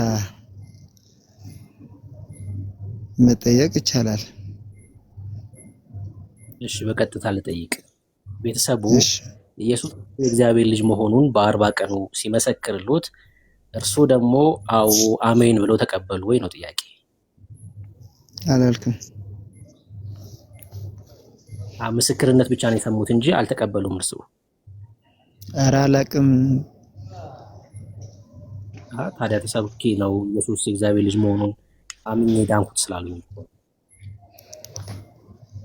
አዎ በስሙ ታትሜ በስሙ አምኜ ከዛም በዘይት የታተሙት በስሙ ሳይሆን በ40 ቀን በዘይት ነው ሊሆን የሚችለው። የታተሙት በሜሮን ነው እንጂ በስሙ ሊሆን አይችልም። ሰው ካላመነ በስሙ ሊታተም አይችልም በጭራሽ። በተስፋው መንፈስ የምንታተመው ሰው በክርስቶስ ኢየሱስ ሲያምን ነው አይደል? ኤፌሶን መልእክቱ ላይ ጳውሎስ ሲናገር ምዕራፍ 1 ላይ ሲናገር እንደዚህ ይላል። ጌታ ስሙ ይባረክ። በኤፌሶን መልእክቱ ላይ እስኪ ላንብበው። ምዕራፍ 1 ቁጥር 13 እናንተም ደግሞ የእውነትን ቃል ይኸውም የመዳናችሁን ወንጌል ሰምታችሁ ደግሞ በክርስቶስ አምናችሁ በተስፋው መንፈስ በመንፈስ ቅዱስ ታተማችሁ ይላል። ሰው በመንፈስ ቅዱስ የሚታተመው የእውነትን ቃል ሰምቶ የመዳንን ወንጌል ተሰብኮት ደግሞም በክርስቶስ ኢየሱስ አምኖ በተስፋው መንፈስ በመንፈስ ቅዱስ ይታተማል። ይሄ መጽሐፍ ቅዱስ እንደዚህ ያስተምራል። እርሱ ግን በ40 ቀኖት የታተሙት በዘይት ነው። እሺ የዘላለም ሕይወት አለኝ ብለውኛል። ይሄ የዘላለም ሕይወት እስከ መቼ ድረስ ነው የሚቆየው? የዘላለም ካልክ የዘላለም ነው። ያ ማለት በእርሱ ኃጢአት መስራት አይጠፋም ማለት ነው። የዘላለም ነው ካሉ ነው ወይስ ኃጢአት እስኪሰሩ ድረስ ብቻ ነው የሚቆየው? ኃጢአት ይሰራ አይሰራ ከመካድ ውጭ የዘላለም ሕይወት አለኝ። ከካድኩ ተላቀቅኩ ወይም ደግሞ ወደ ግብጽ ተመለስኩ ማለት ነው። ያ ማለት ኃጢአት በመስራቴ ምክንያት የሚጠፋ አይደለም እያሉኝ ነው። አዎ ሰው ኃጢአት ሰርቶ የዘላለም ሕይወቱ አይጠፋም? ኃጢአት ሲሰራ የዘላለም ሕይወቱ አይጠፋበትም? ንስሐ እኮ አዘጋጀልኝ። ሰው በንስሐ የዘላለም ሕይወቴን አስጠብቃለሁ ነው።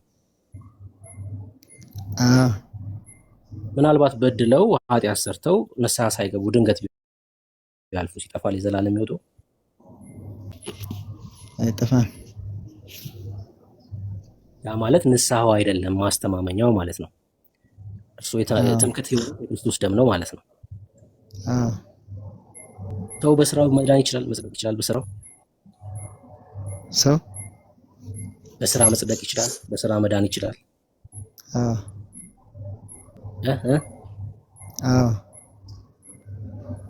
በስራዎት ነው እርሱ የጸደቁት የዘላለም ሕይወት ያገኙት በስራዎት ነው። አዎ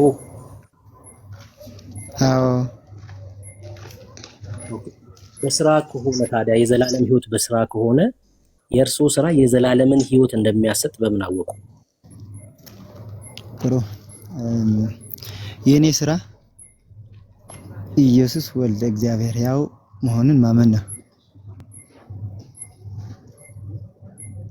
እሺ እሱ የእግዚአብሔር ስራ እንደሆነ በዮሐንስ ወንጌል መጽሐፍ ምዕራፍ 6 ላይ ይናገራል።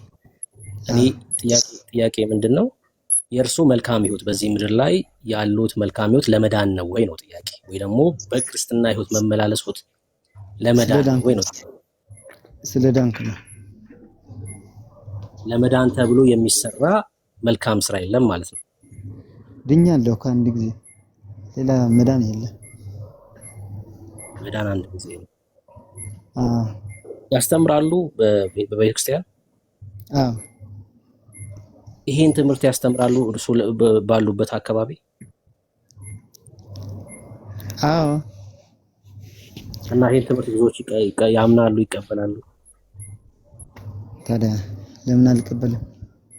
አይ እርሱ ሳይሆኑ የእርሱ ተማሪዎች የእናንተ ስራ አያድናችሁም፣ የሚያድነው ኢየሱስ ክርስቶስ ብቻ ነው ብለው ሲሰብኩ ጥያቄ ያነሱም ይቀበላሉ? ወይም ይሄን ትምህርት ተቀብለዋል? አዎ ይቀበላሉ። ይቀበል አይቀበል እኔ መናገሬ ነው። የኔ ድርሻ መናገሬ ነው። እነሱ ከተቀበሉ ያመልጡበታል ነው። እሺ ጌታ ይባርኩት። ጥሩ ነው ያለው መረዳት ቆንጆ ነው። ጌታ ክርስቶስ ኢየሱስ ደግሞ ከዚህ በላይ ጸጋውን ያብዛሉት፣ ቃሉን እንዲገልጡ ይርዳውት። በክርስቶስ ላይ ያለ ደግሞ ትምክት ከዚህ በላይ በጸጋው ይጨምሩሎት። ደስ ብሎኛል። የመልሱት መልስ ክርስቲያናዊ መልስ ስለሆነ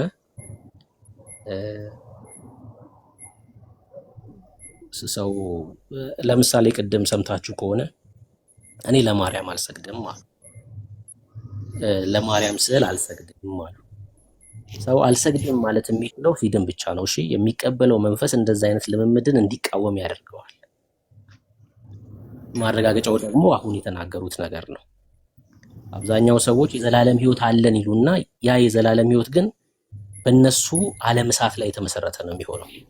ያ ደግሞ መጽሐፍ ቅዱሳዊ አይሆንም በጭራሽ። የዘላለም ሕይወት ዋስትናችን የክርስቶስ ኢየሱስ ደም እንጂ የኛ ማንነት የኛ ብቃት አይደለም፣ የኛ መትጋት አይደለም። በቃ ደሙ ነው ዋስትናችን። በሰዎች እጅ ላይ ያለ የዘላለም ሕይወትማ ቢሆን የዘላለም ሕይወት ተብሎ ራሱ አይነገርም ነበር። የኔ ሕይወት ነበር የሚሆነው። በእኔ እጅ ላይ ያለ ቢሆን የቴዲ ሕይወት ነበር። ቴዲ እስከ በረታ ድረስ ብቻ የሚሆን ነበር ሕይወት የሚሆነው ያ ሕይወት ማለት ነውና ሰው ይሄን ከተረዳ በቃ ትልቅ ነገር ነው። ሌላውን ነገር በሂደት ደግሞ ይገለጣል ብዬ አምናለሁ። ደስ ብሎኛል። የሚሉት ነገር ካለ እሰማለሁ።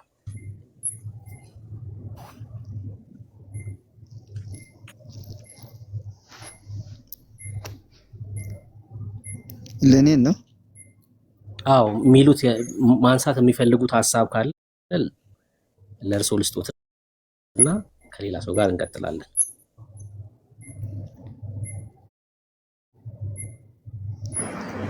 እኔማ ወደ ቀጥተኛ ሆነ አስተምሮ እናንተም ኑ ብዬ እጠራችኋለሁ። እሺ እኛ ቀጥተኛ አስተምሮ ላይ አይደለንም ብላችሁ የምታምኑት አሁን እርሱ ትክክለኛ አስተምሮ ላይ አይደለም ብሎ ነው የሚያምኑት?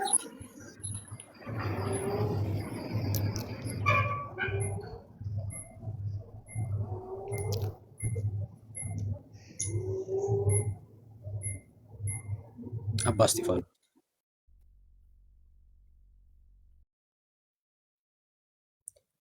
እሺ ሄደዋል። ቅድም ደግሞ ጌታ ኢየሱስ ክርስቶስ አማላጅነት አምነው ነበር ማለት አብዛኛው ኦርቶዶክስ አያማልድም ብለው ነው የሚያምኑት። አማላሽ ማርያም እንደሆነች ነው የሚታመነው። ግን እሳቸው የጌታ ኢየሱስ ክርስቶስ አማላጅነት አምነው ነበርና ቅርብ ናቸው። ጌታ ይባረክ። ምን መሰለሽ ሰናይት፣ ቅድም ስጠይቃቸው አስተውለሽ ከሆነ የተክለ ሃይማኖትን ገድል ይቀበላሉ ወይ አልኳቸው። አልቀበልም አሉ። መንበረ ሰላማ ናቸው እኚህ ሰው ማለት ነው። መንበረ ሰላማ ቅድም እንደተናገርኩት አስተውለሽ ከሆነ ወንጌል ገብቷል። እዛ አካባቢ ጥሩ ለውጥ አለ። ጌታ እየተነገረ በጣም ብዙ ለውጥ አለ። ስለ መዳናቸው እርግጠኛ ሆኖ እየተናገሩ ነው ልጆቹ እዛ አካባቢ ያሉት ማለት ነው። ትግራይ አካባቢ ማለት ነው። እና ጥሩ ለውጥ አለ። ጌታ ክብር ለኢየሱስ ይሁን። እኛም ይሄን ነው የምንፈልገው ማለት ነው። ሰው ጴንጤ የሆነ ኦርቶዶክስ ሆነ አይደለም ጉዳያችን፣ ሰው እንዲያመልጥ ነው፣ ከሞት እንዲያመልጥ ነው። እና እዛ አካባቢ ጥሩ ለውጥ አለ። ለዛ ነው የኢየሱስን ምክር የሚቀበሉት እነዚህ ሰዎች። ስለ መዳናቸው እርግጠኛ ህብረትን ለይተዋል።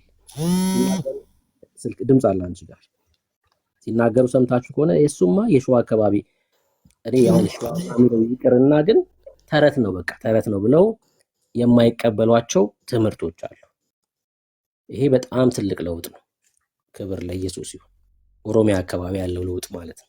ትግራይ አካባቢ ያለው ለውጥ እጅግ በጣም በቃ የሚያስደስት ነው። ጌታ በአንድም በሌላም ልጆቹን እየተጣራ ነው። ደግሞም የአሕዛብ ሙላት ሊሆን ስለሆነ ይሄ መሆኑ ግዴታ ነው፣ መሆኑ የግድ ነው። ከዚህ በላይ ገና የሰው ሰራሽ ትምህርት የጣዖት አምልኮ ባናቱ ነው የሚገለበጠው። ገና ታያላችሁ። የእግዚአብሔር ክብር ኢትዮጵያ ላይ ከዚህ በላይ ከፍ ብሎ ይታያል። ሰው ሰራሽ ትምህርት፣ የሰው ትብታብ ሰዎች ወደ ህይወት እንዳይመጡ የከለከለ መንገድ የዘጋ ሁሉ ያ ሁሉ ከኢትዮጵያ ምድር ላይ ይወገዳል። ከኢትዮጵያ ምድር ላይ ይወገዳል። ሰዎች እውነተኛውን የእግዚአብሔርን መንገድ ካወቁ የእግዚአብሔርን ሐሳብ ከተረዱ በቃ አለቀ እኮ። ምንድነው እኛ የምንፈልገው? እኛ አሁን አባ እስጢፋኖስ የተናገሩት ነገር ምንም የሚጎረብጥ ነገር አለው? ምንም እኮ በቃ ኢየሱስ ትልቅ ቦታ ያለው ስፍራ ላይ ይገኛል። በቃ ኢየሱስ ብቻውን ያድናል፣ ኢየሱስ ብቻ ነው የዘላለም ሕይወት ብሎ አንድ ሰው የሚያምን ከሆነ የእግዚአብሔር መገኘት አለ እዛ ስፍራ ላይ። በቃ የእግዚአብሔር መገኘት አለ። እግዚአብሔር የማይኖረው እግዚአብሔርም ጣዖታትም እኩል የሚጠሩበት ስፍራ ላይ ነው። የሚጠሩበት ስፍራ ላይ ነው።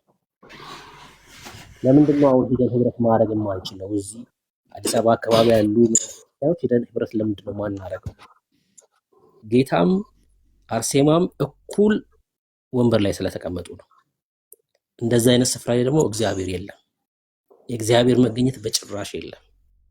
እግዚአብሔር የሚኖረው እርሱ ብቻ የሚጠራበት እሱ ብቻ የሚነግስበት ስፍራ ላይ ነው ያለው። እግዚአብሔር ክብር ከቤተ መቅደሱ መውጣቱን ተመለከተ ሕዝቅኤል ማለት ነው። በኮቦሮንዝ እያለ ሕዝቅኤል መጽሐፍ ምዕራፍ 8 ላይ ስታነቡት የእግዚአብሔር ክብር ከቤተ መቅደሱ ወጣ ይላል። ምክንያቱም እዛ አካባቢ ጣዖት አምልኮ ተጀምሮ ነበር። እግዚአብሔር ጣዖት በሚመለክበት ስፍራ ላይ አብሮ አይኖርም። እግዚአብሔርንም ጣዖትም አብረህ አታመልክም ወዳጄ። ለማርያምም ለኢየሱስም እኩል አብረህ አትሰግድም እያልኩ ነው ያለሁት። ይመስልሃል ለኢየሱስ እየሰገድክ ያለ አይደለም፣ በጭራሽ። ጣዖት በሚመለክበት ስፍራ ላይ ኢየሱስ አይኖርም። ኢየሱስ አይኖርም። አይመጥነውም። ያ ሰፈር ያ ቦታ ለአምላክ የሚገባ አይደለም። ሰው አይኖርም እንደዛ አይነት ቦታ ላይ። ብቻውን ከፍ ስታረገው፣ ብቻውን ስሙን ስትጠራ፣ ብቻውን አንተ ይገባል ስትለው የእግዚአብሔር ክብር አለ በዛ ስፍራ ላይ። የእግዚአብሔር ክብር አለ በዛ ስፍራ ላይ። ክብር ለኢየሱስ ይሁን። ጥሩ ነው ያለው ነገር ጥሩ ነው። እዛ አካባቢ ያለው ነገር የወንጌል እሳት በደንብ ገብቷል። በቃ ገብቷል። ከዚህ በላይ ደግሞ ልባቸውን ይቀይር። ከዚህ በላይ ማምለጥ ይሆንላቸው። ህዝባችን ብዙ አመታትን በጨለማ ውስጥ ታስሮ ኖሯል። ህዝባችን እውነት በሚመስል ክርስትና በሚል ስም ጥብታብ ውስጥ ኖሯል ህዝባችን። የምሬን ነው የምላችሁ። ኢየሱስን የሚል ስም እንኳን ያልሰሙ ሰዎች ነገር ግን ክርስቲያን ተብለው የሚጠሩ ወገኖቻችን አሉ። በዚህም ዘመን ጭምር ማለት ነው። በዚህ ዘመን ጭምር አብቅቷል ያ ጊዜ። የምሬን ነው የምላችሁ። በአንድም በሌላ እንደዚህ አይነት መከፋፈሎች ለሰዎች መዳን ምክንያት ሆኗል። የመከፋፈሉ ልክ ነው ብዬ ባላምንም፣ እኔ እንደዚህ አይነት ነገር ባልደግፍም፣ ግን በአንድም በሌላ ጥቅም ይዞ መጥቷል።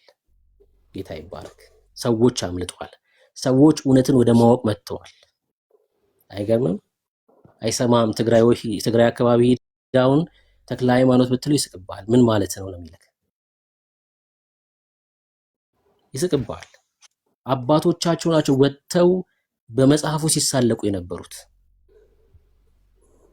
መንበረ ሰላማ እዛ ያሉት አባቶች ገድሉን ይዘው ሲሳለቁበት ነበር። ይሄን በአይናችን ተመለከትን። በአይናችን ለማየት በቃ። ክብር ለኢየሱስ ይሁን። ገና ከዚህ በላይ እነዚህ መጽሐፍቶች ተዋርደው በራሳቸው ሰዎች መሳለቂያ ይሆናሉ። ክብራቸውን አሁንም አጥተዋል። ከዚህ በላይ በባለቤቱ በራሱ እውነት ናቸው ብሎ በተቀበለው ምዕመን እጅ ይዋረዳሉ። ገና ሰይጣን ይረገጣል፣ ይቀለድባቸዋል። ከዚህ በላይ ክብራቸውን አጥተው እንደ ምናምንቴ ይጠራሉ እነዚህ መጽሐፍቶች። አዎ ምናምንቴዎች ናቸው ደግሞ የጌታን ክብር የከለሉ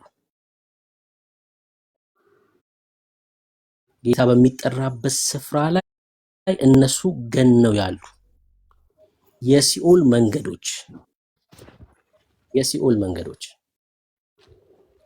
ክብር ለኢየሱስ ይሁን። አብቅቷል። አሁን ክብር ለኢየሱስ ይሁን። የዘላለም ሕይወት ወደ አብ መግቢያችን፣ ዝንጥፍ ጌጣችን፣ የጽድቅ ልብሳችን፣ በአብ ፊት መቆሚያችን ኢየሱስ ክርስቶስ ብቻ ነው። ኢየሱስ ክርስቶስ ብቻ። ክብር ለኢየሱስ ይሁን። ክብር ለኢየሱስ ይሁን። ከዚህ በላይ በእኛ ዘመን ብዙ እንመለከታለን። ትንቢት መስሏችሁ ነው? አይደለም። ጌታ ይሄን ያደርጋል። የሚሆን እውነት ነው። ትውልዳችን ያመልጣል። ከዚህ የተረገመ ትምህርት ትውልዳችን ያመልጣል። ለእግዚአብሔር እየቀኑ እየመሰላቸው፣ ለሃይማኖታቸው እየቀኑ እየመሰላቸው በጨለማ ውስጥ የሚጓዙ ብዙ ወንድም እህቶች፣ ዘመዶቻችን፣ ቤተሰቦቻችን አሉ። በተለይ ሰሜኑ ክፍል ማለት ነው። ሰሜኑ ክፍል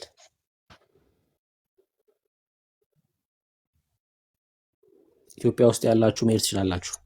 እስኪ ወደ አንድ ገዳም ሂዱና ጠይቋቸው። እዛ ገዳም አካባቢ ያሉትን ሰዎች ጉድጓድ ውስጥ ነው የሚኖሩት። የሆነ ጉድጓድ ቆፍረው እዛ ውስጥ ነው የሚኖሩት። ቢጫ ለብሰው፣ እግራቸው ቢጫ ሆኖ፣ ፊታቸው ቢጫ ሆኖ፣ ቢጫ ቆብ አድርገው፣ እግራቸው ተሰነጣጥቆ ጉድጓድ ውስጥ ይኖራሉ። እስኪ ስለ ኢየሱስ ጠይቋቸው። ኢየሱስ ማን ነው በሏቸው። ይኸው ምስክር ይሁን እኔ የምናገረው ቃል። እስኪ ሂዱና ቼክ አድርጉ፣ ውሸት ይሁን። ኢትዮጵያ ውስጥ ያላችሁ ሰዎች ወደ አንድ ገዳም ሂዱና ቼክ አድርጉ። ማን ነው ኢየሱስ በሏቸው። ስለ ኢየሱስ ምን ታውቃላችሁ በሏቸው። ማን ነው ኢየሱስ ብሎ ይጠይቃል ራሱ። ምንድን ነው እሱ ይልሃል። ሂዳችሁ ቼክ አድርጉ፣ ሂዳችሁ ሞክሩት፣ ጠይቁ። ነገር ግን የሚኖረው ጉድጓድ ውስጥ ነው። ነገር ግን ከዓለም ተለይቶ ለኢየሱስ እየኖረ ይመስላል።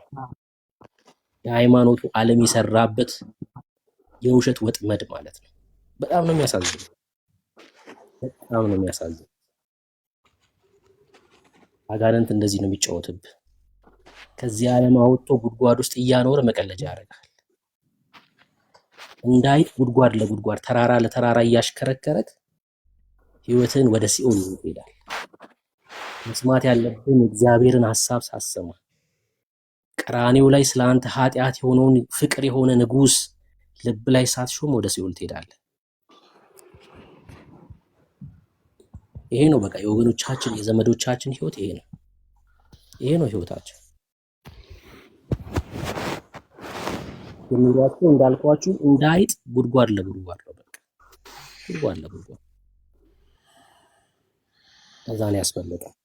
ማምለጥ አለባቸው። ከዚህ በኋላም ወገኖቻችን ማምለጥ አለባቸው። ህይወት ያስፈልጋቸዋል። ኢየሱስ ዋጋ ከፍሎላቸዋል። ኢየሱስ ሞቶላቸዋል።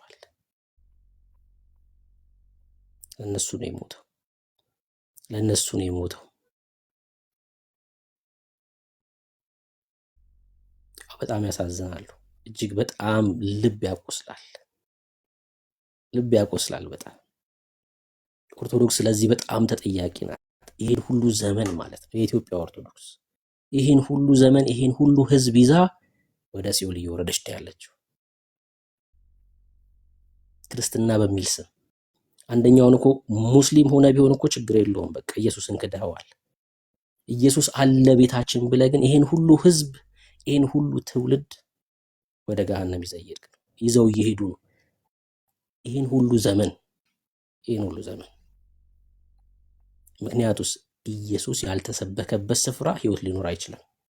ኢየሱስ ያልተነገረበት ስፍራ ጠረኑ የሌለበት ቦታ ላይ ህይወት ሊኖር አይችልም።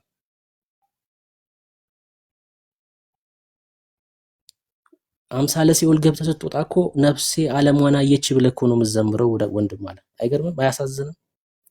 አምሳለ ሲኦል ሰው ገብቶ ወጥቶ እንዴት ነው ነፍሴ ዓለሟን አየች ብሎ የሚዘምረው? ያሉት ቦታዎች እንኳን ሲኦልን እንድትለማመድ የሚያደርጉ ስፍራዎች ናቸው። ገዳም ሂደ ማለት ነው።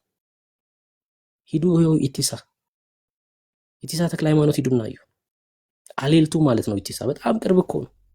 ደብረ ብርሃን ሂዱ፣ ዳግማዊ ጎልጎታ፣ ኩኬለሽ ሂዱ። እነዚህ ሁላ ስፍራዎች ስትሄዱ ጉድጓድ ለጉድጓድ ነው የሚያስኬዷቸው። ሲኦልን ነው ፕራክቲስ የምታደርገው ወዳጄ። ትወጣና ነፍሴ ዓለሟን አየች ብለህ ትዘምራለህ። ከዛ በኋላ ለነሱ ዓለም ሲኦል ነው። ኢየሱስ ከሌለ እንደዚህ ነው የምትሆነው። ኢየሱስ ልብ ላይ ካልነገሰ እንደዚህ ነው የምትሆነው። እንደዚህ ነው የምትሆነው። ከዛ እንድናመልጥ የረዳን ጌታ ስሙ ይባረክ። ከዛ እንድንወጣ ህይወት እንድናገኝ የጽድቅ ልብስ የሆነውን ኢየሱስ ክርስቶስን ልባችን ላይ ዛሬም ለዘላለምም እየነደደ እንዲኖር ያደረገ ቅዱስ አባት ስሙ ይባረክ። የምሬን ነው። እጅግ በጣም እድለኞች ነን። እጅግ በጣም እድለኞች ነን። በጣም እድለኞች ነን። ይሄን ህይወት ሳያገኙ ያለፉ በጣም ብዙዎች ናቸው። እኛ ያገኘነውን እድል ሳያገኙ ያለፉ እጅግ በጣም ብዙ ናቸው። ከምናምንቴ ስፍራ ጠርቶናል ጌታ። ከምናምንቴ ቦታ ሰብስቦናል ኢየሱስ ሰብስቦናል። እና ልጆቼ ያለን ይሄ በጣም በቃ ማንም ሊሰጥ አይችልም፣ ማንም ሊሰጥሽ አይችልም። ይሄን ያላገኙ ነገር ግን ሃይማኖት ያላቸው የሚመስሉ ሰዎች ክርስቲያንን ብለው በስም የሚጠሩ በጣም ብዙ ሰዎች አሉ። ህይወት የሌላቸው ሰዎች መዳረሻቸውን የማያውቁ ጎዳና ተዳዳሪዎች ማለት ነው። ጎዳና ተዳዳሪዎች።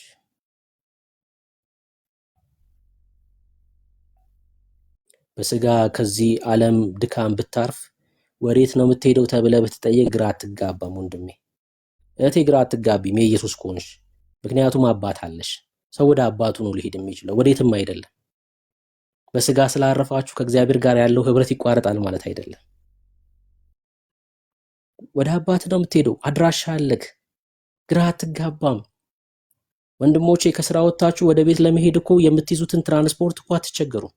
ሰፈር ቤት የት እንደሆነ ታውቃለህ። የጎዳና ተዳዳሪ ግን ሲመሽ ወዴት እንደሚሄድ አያውቅም፣ ሲነጋ የት እንደሚሄድ አያውቅም።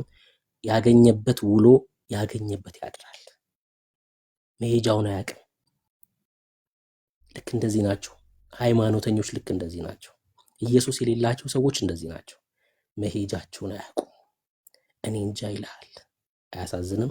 እኔ እንጃ ይልሃል። ግን መሄጃቸው ግልጽ እኮ ነው። የኢየሱስ ካልሆንክ የምትሄደው ወደ ገሃነም ነው፣ ወደ ጥልቁ ነው። ፍቅር ከሆነ አምላክ ጋር ለዘላለም ነው የምትለያየው ወንድም ማለት። ሲኦል ማለት እኮ ይሄ ነው። ይሄን ፍቅር የሆነ ጌታ ለዘላለም ማጣት እኮ ነው ሲኦል ማለት። አይገርምም? ከዚህ ንጉስ ጋር ለዘላለም መለያየት ነው። ከአምላክ ጋር ለአንዴና ለመጨረሻ ጊዜ መቆራረጥ ማለት ነው ሲኦል። እግዚአብሔር የሌለበት ቦታ ላይ መኖር ማለት ነው። የእግዚአብሔር ክብር የሌለበት ስፍራ ላይ መኖር ማለት ነው። እኛ ግን አድራሻ አለን፣ አባት አለን፣ የሚያጽናናን፣ የሚመክር፣ የሚመልስ፣ በቤት ውስጥ የሚያጸናን ቅዱስ መንፈስ፣ ከአብ የሚወጣው እውነተኛ ቅዱሱ መንፈስ።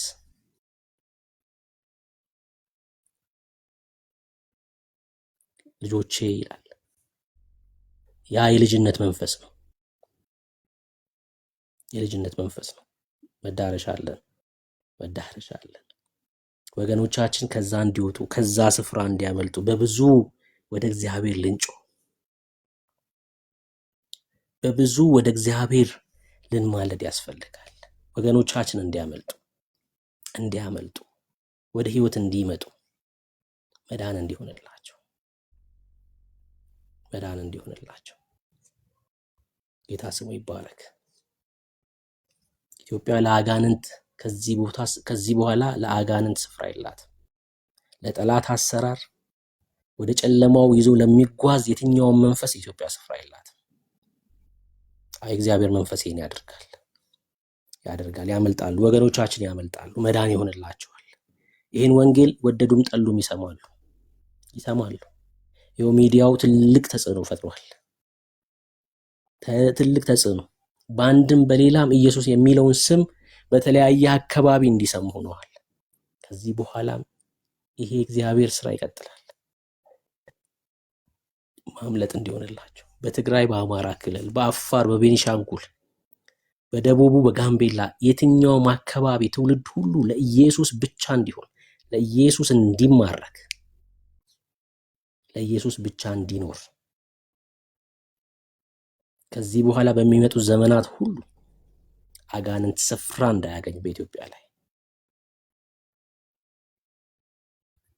የኢየሱስ ሆኖ ብቻ እንዲኖሩ እግዚአብሔር ያደርጋል።